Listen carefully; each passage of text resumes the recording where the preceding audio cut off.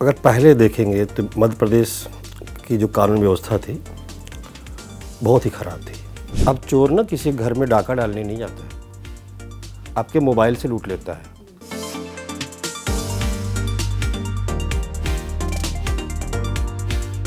नमस्कार, जागरण पॉडकास्ट के खास शो मध्य प्रदेश कल, आज और कल में आपका बहुत बहुत स्वागत है।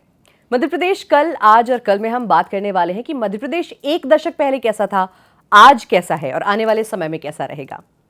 चुनाव आयोग ने 5 राज्यों में चुनावी तारीखों की घोषणा कर दी है। मध्य प्रदेश, तेलंगाना, मिजोरम, राजस्थान और छत्तीसगढ़। 27 दिन चुनाव की ये पूरी प्रक्रिया चलेगी। अब क्योंकि हम बात मध्य प्रदेश की कर रहे हैं, 17 नवंबर को मध्य प्रदेश में मतदान होने हैं। 230 सीटों पर उम्मीदवारों के किस्मत का फैसला होगा। जब बात मतदान की आती है तो जनता कई सारे फैक्टर्स को दिमाग में रखती है। तो कुछ इंपॉर्टेंट फैक्टर्स पर बात करने के लिए आज हमारे साथ मौजूद हैं वरिष्ठ पत्रकार कमलेश रघुवंशी जी। सर, बहुत बहुत स्वागत है आपका हमारे शो में। धन्यवाद। सर, जब हम बात कर रहे हैं इंपॉर्टेंट मुद्दों की, तो उसमें शिक्षा, कानून व्यवस्था, अर्थव्यवस्था, इंफ्रास्ट्रक्चर, बहुत सारे मुद्दे आते हैं, जिसमें कानून व्यवस्था एक बहुत बड़ा फैक्टर है।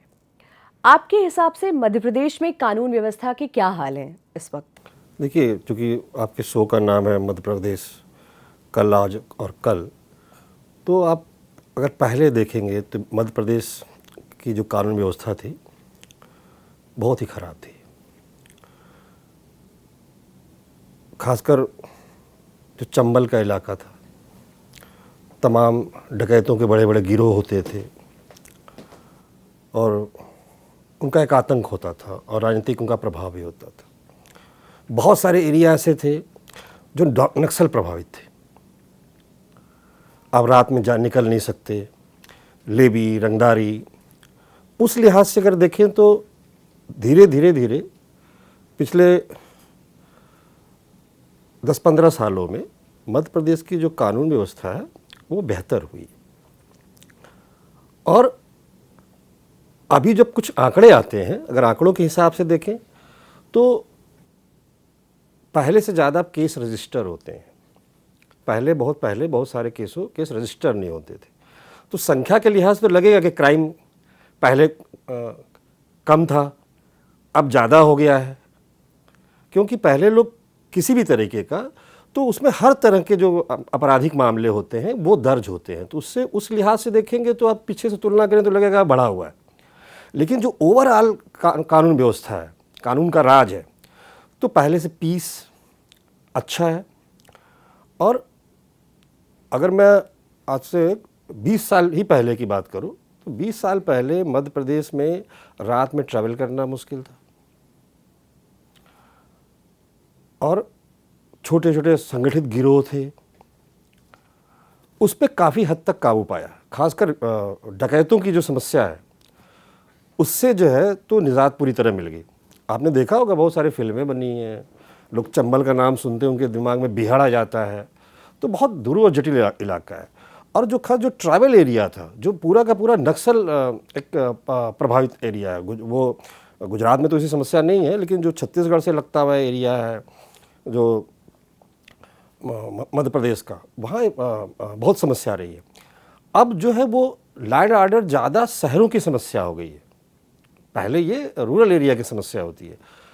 तो कानून व्यवस्था मेरी नज़र में, जितना मैं मध्य प्रदेश को जानता हूँ, समझता हूँ, पहले से काफ़ी बेटर है। और आप देखिए कि वहाँ ये नई जो सरकार, मौजूदा सरकार है, तो अब तो उसकी तुलना उत्तर प्रदेश के कानून व्यवस्था से लोग करने लगे हैं। अगर किसी अपराधी ने कुछ जघन्य अपराध किया है, खासकर महिलाओं से संबंधित, तो अब जिस तरह यूपी में योगी जी को बुलडोजर बाबा बोला जाता है, वो बुलडोजर मामा है, वहाँ अपने को बनाया, तो कार्रवाई कर रहे हैं, उनके घर गिरा दे रहे हैं। सख्ती तो कानून व्यवस्था क्या होती है कि लोगों में कानून का भय बना होना। जो पुलिस सुधार है वो अभी वहाँ बहुत गुंजाइश है, क्योंकि अभी भी पुलिस बल की संख्या कम है।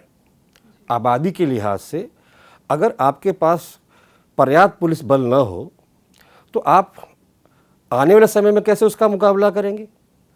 फिर महिलाओं का अपराध रोकना है तो पर्याप्त संख्या में महिला पुलिस अधिकारी चाहिए, सिपाही चाहिए, ताकि वो जाके अपनी बात वहाँ ठीक से रख सकें। तो अभी मौजूदा सरकार उस तरफ बढ़ रही है। उन्होंने पुलिस भर्ती में मुझे लगता है पहला राज्य है जहाँ महिलाओं के लिए अलग से आरक्षण की व्यवस्था की गई। तो उस और भी बढ़ती दिख रही है। तो मुझे लग रहा है कि पहले की तुलना में कानून व्यवस्था मध्य प्रदेश में बेहतर हुई।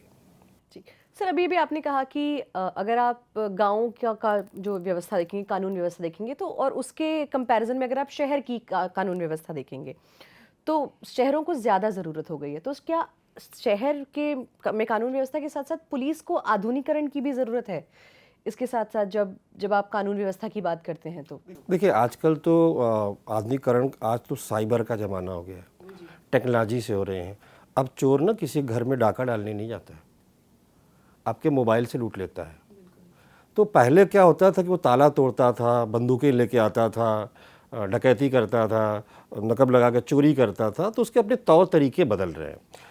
तो तमाम मध्य प्रदेश की पुलिस कहीं भी सब जगह साइबर सेल भी बन रहे हैं, टेक्नोलॉजी आ रही है।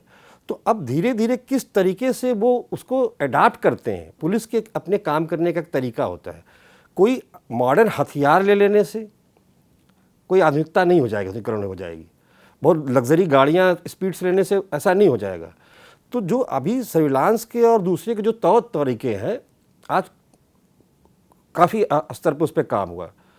जो आपका सवाल था कि रूरल एरियाज़ में क्या है कि लोग एक दूसरे को जानते हैं। उनके गांव में, उनके इलाके में कोई एक अपरिचित भी आदमी आता है तो लोग पूछते हैं कौन है, किसके यहाँ जा रहा है।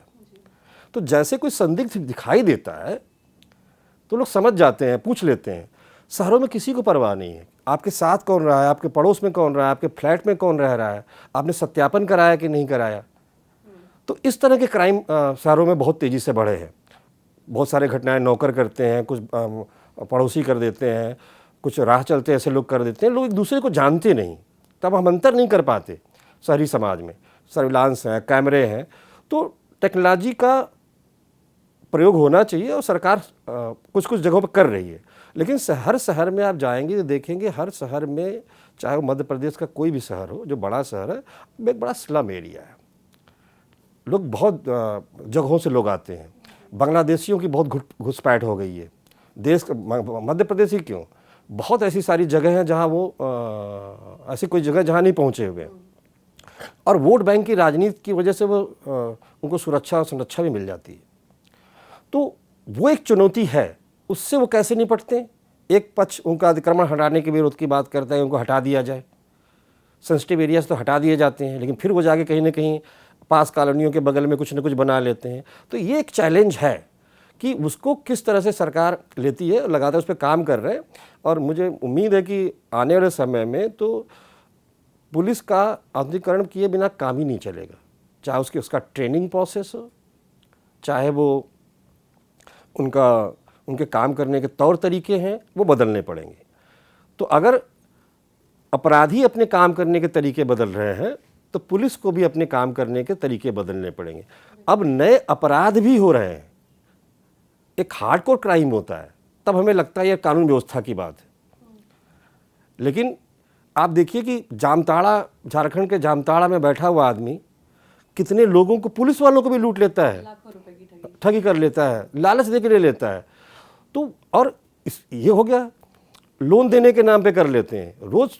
तो ये जो टेक्नोलॉजी का दौर आया है, तो वो एक तो मुझे लगता है कि ये पूरे देश की पुलिस के लिए और लोगों के लिए भी एक चुनौती है। और अवेयरनेस इसका इलाज है, मतलब जनता में अवेयरनेस। अगर वो अवेयर होंगे, उन्हें क्या करना चाहिए, क्या नहीं करना चाहिए। उनके हाथ में मोबाइल है, सिक्योरिटी नहीं समझते हैं, पर्सनल चैट आपका हैक हो जाता है, पर्सनल फ़ोटो हो जाता है। अगर उनको लिंक पता चल जाए तो पता चलेगा आपके वीडियो को, मोबाइल को संचालित करके वो वीडियो बना सकते हैं। आप जिस कमरे में बैठे उस कमरे को देख सकते हैं। तो वो जो एक साइबर सिक्योरिटी, हाथ में सबके हथियार तो आ गया है मोबाइल, लेकिन एक उनको समझना पड़ेगा कि साइबर सेफ्टी और सिक्योरिटी क्या चीज़ है। कि अगर उसको आप सही तरीके से नहीं इस्तेमाल करते हैं तो आपके बहुत सारे निजी डाटा भी बाहर चले जाते हैं, जिसका लोग फ़ायदा उठाते हैं। बिल्कुल सर। ये तो हो गई साइबर क्राइम की बात। अभी थोड़ी देर पहले आप बात कर रहे थे कि एक्शन जैसा यूपी में लिया जाता था, बुलडोजर एक्शन, वो अब एमपी में भी लिया जाता है। तो ऐसे में बात भूमाफियों की भी आती है। वहीं सरकार दावा करती है कि उसने 23,000 एकड़ ज़मीन जो है वो भूमाफियों से छुड़ा ली है। तो इसके बारे में आपको क्या लगता है, कितने हद तक ज़मीनी अगर स्तर पर बात करें तो सरकार कितने हद तक सफल हो गई है भूमाफियों से निजात पाने में? देखिए, अभी भी कहा है कि दो तरह के भूमाफिया। एक है कि जो किसी की ज़मीन हड़प लिए, दूसरे की हड़प ली, उसके खिलाफ एक्शन हो जाता है। कई बार पहले नहीं हो पाता था, ताकतवर लोग हैं। लेकिन जो सरकारी ज़मीनों पे जो बेतहाशा कब्जा है, ज़मीन उनकी थोड़ी है, उसके अगल बगल की बहुत सारी सरकारी ज़मीन कर ली, जंगल की ज़मीन कब्जा कर ली, पहाड़ों की ज़मीन कब्जा कर ली, तो एक बड़ी उपलब्धि है कि ऐसे लोग चिन्हित किए जाते हैं। पहले तो इस तरफ कोई ध्यान ही नहीं दिया जाता था। सरकारों का रुख बड़ा उदासीन रहता था कि भाई जिस विभाग का काम होता था कि उसको अपने ज़मीनों की देखभाल करना, रख रखाव करना, कि भाई कहाँ सरकार की ज़मीन है, कौन सरकारी है। नक्सलियों के जमा में कि जो ज़मीन ऐसी है उस पर वो भी कब्जा कर लेते थे। तो एक लगातार एक प्रक्रिया है और मुझे लगता है कि ये अभी और बहुत सारे ऐसे भूमाफिया आप कह सकते हो कि अलग अलग क्षेत्रों में अलग अलग तरीके का। तो जहाँ जो शिकायतें संज्ञान में आई, ये वो कार्रवाइयाँ हैं। अभी बहुत जगह लोग इसे खोजे जा रहे हैं, चिन्हित किए जा रहे हैं कि भाई आप सर्वे करो, देखो किस तरीके से उनको उससे मुक्त कराया जा सकता है। सर, मध्य प्रदेश सरकार जो है वो अपने आप को एक टैग देती है शांति का टापू। इस बात से आप कितना इत्तेफाक रखते हैं कि क्या मध्य प्रदेश सरकार खुद को शांति का टापू साबित करने में सफल हो चुकी है? देखिए, काफ़ी हद तो मैं कह सकता हूँ कि सफल हो चुकी है। उसमें जाहिर है कि जो पार्टी शासन कर रही है उसका योगदान जाता है, लेकिन आप कहेंगे कि पूरे मध्य प्रदेश में, तो वो किसी राज्य के लिए नहीं कहा जा सकता, क्योंकि हर राज्य की अपनी एक मौलिक पहचान होती है, अलग अलग एरिया से जुड़ के होता है। एक भाषा नहीं है, एक जैसा खान पान नहीं है, एक जैसा बिहेवियर नहीं है। किसी अंचल में तो बहुत अच्छा लैंड ऑर्डर है, कहीं बहुत अच्छा नहीं है। तो टोटलिटी में तो आप कह सकते हैं, लेकिन ऐसा नहीं कि पूरे मध्य प्रदेश के लिए तो मैं ऐसी बातें नहीं कह सकता, और ना ही इस तरह की मुझे कोई जानकारी। अब आप देखोगे तो मध्य प्रदेश कई हिस्सों में डिवाइड है। ग्वालियर, चंबल की समस्याएं, वहाँ की सिक्योरिटी एकदम डिफरेंट मुद्दा है। अब धीरे धीरे पर्यटन को बढ़ावा मिल रहा है, कूनो जैसी जगह पे चीता छोड़ा जा रहा है, ठीक है ना। आज वहाँ के जहाँ बंदूकें लहराती थीं वहाँ खेती कर रहे हैं। आप यही जाएंगे मालवा के रीजन में तो एकदम डिफरेंट है, पर्यटन है की सारी चीज़ें। आप विंध्य महाकौशल के एरिया में जाएंगे तो वहाँ जो यूपी से लगता हुआ एरिया है। तो जहाँ जहाँ बॉर्डर का एरिया है, जहाँ जो लगता है, वहाँ एक हमेशा एक चुनौती बनी रहती है कि बिल्कुल ऐसे समझ लीजिए कि जैसे आप दिल्ली में रहते हैं, एनसीआर में रहते हैं। खासकर जो सीमा पे लगे हुए हैं वो पुलिस के लिए सरदर्द बना रहता है कि इधर का आदमी उधर भाग जाता है पर्स छीन के, और इधर का आदमी उधर चला जाता है। तो ये एक वो जो एरिया वहाँ होता है, तो एक कोई ऐसी फेंसिंग भी नहीं होती है कि आपने पूरी अंतर्राष्ट्रीय सीमा है, आपने बॉर्डर बना लिया है। तो वो एक मुद्दा है कि उन राज्यों के अपराधी भी वहाँ जाते हैं। लेकिन मध्य प्रदेश में संगठित अपराध नहीं के बराबर है। भूमाफिया हो सकते हैं, दूसरे लोग हो सकते हैं, लेकिन कोई ऐसा बड़ा संगठित अपराधी गिरोह नहीं है। छोटे क्राइम तो हर जगह होते हैं। भाई क्राइम ना हो तो पुलिस कहाँ से रहे। तो क्राइम का एक रेट है। अगर कोई मान लीजिए कोई बैठा है, कोई किसी को थप्पड़ मारना चाहता है, तो उसमें कोई कानून व्यवस्था क्या कर लेगी। अब धार्मिक स्थलों पे आप जाते हैं पर्यटन बाहर के लेके, आप किसी राज्य में जाते हो तो आप कहीं गए घूमने गए, वहाँ की आपने व्यवस्था देखी, वहाँ आपके साथ कैसा व्यवहार हुआ, उस सब को लेकर आप मन में बनाते हो कि सिचुएशन क्या है। वहाँ के लोगों को तो पता है कि कहाँ हम ठगे जा सकते हैं, कहाँ क्या कर सकते हैं। जो बाहर से लोग जाते हैं उनके लिए एक होता है, वो देख के आप एक यकीन करते हो कि इस तरह के हो रहा है, एक इमेज बना लेते हैं। और इक्का दुक्का घटनाएं हो जाती हैं, जैसे भी उज्जैन में हुई। जब उज्जैन में हुई तो उस तरह से उस कार्रवाई भी तत्परता से। तो अब एक ऑटो चालक ने जो बच्ची के साथ जो किया वहाँ, तो अब इससे बनता है कि अब कैसे भाई मध्य प्रदेश शांति का, वहाँ तो इस तरह की घटनाएं हो जाती हैं। तो ये एक ऐसी इस तरह का अपराध है जिसमें तो जब तक ऐसे लोगों के खिलाफ बहुत सख्त कार्रवाई नहीं होगी तब तक दूसरे लोगों को, ये तो मानसिक विकृति और बीमारी है। तो ऐसी घटनाएं कैसे रुके ताकि छवि ना खराब हो, तब तो कह सकते हैं कि भाई ये शांति का टापू है। तो हम आ चुके हैं इस एपिसोड के अंत पर। जैसा कि सर ने हमें बताया कि मध्य प्रदेश में कानून व्यवस्था जो हुआ करती थी उससे आज के दौर में काफ़ी बेहतरी आई है। सरकार भी कई चीज़ों पर काम कर रही है, पुलिसिया व्यवस्था पर काम कर रही है, बुलडोजर एक्शन ले रही है और इस तरह की तमाम चीज़ों पर सरकार काम कर रही है। अगले एपिसोड में आपसे मुलाकात होगी किसी ऐसे ही मुद्दे के साथ। धन्यवाद।